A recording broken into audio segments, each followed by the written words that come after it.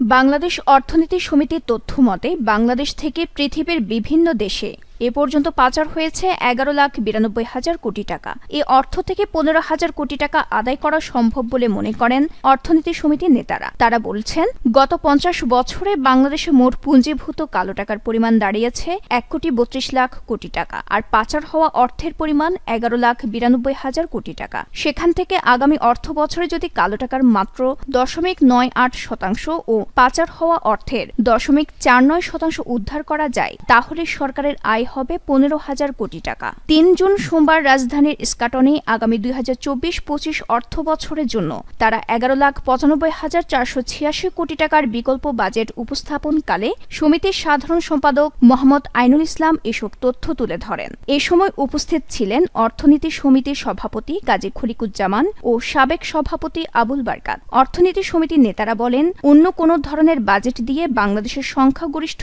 মানুষের কাঙ্ক্ষিত উত্তরণ রূপান্তর সম্ভব নয়। বিকল্প বাজেট বাস্তবায়ন করলে আগামী 10 বছরের মধ্যে একদিকে বিপজ্জনক বৈষম্যপূর্ণ অবস্থা থেকে স্বল্প বৈষম্যপূর্ণ অবস্থায় পৌঁছানো সম্ভব। পাশাপাশি দেশের সংখ্যাগরিষ্ঠ মানুষকে দরিদ্র, বিত্তহীন, নিম্নবিত্ত, নিম্ন মধ্যবিত্ত শ্রেণীর অবস্থান থেকে একটি শক্তিশালী টেকসই মধ্যবিত্ত শ্রেণীতে উত্তরণ ঘটাবে।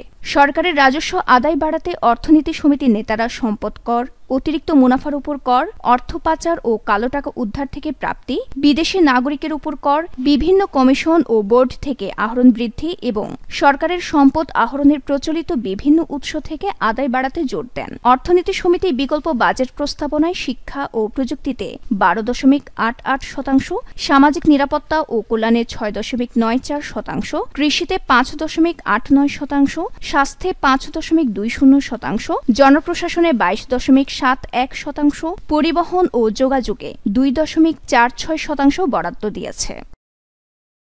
নিউজ ডেস্ক, দৈনিক পূর্বকোণ।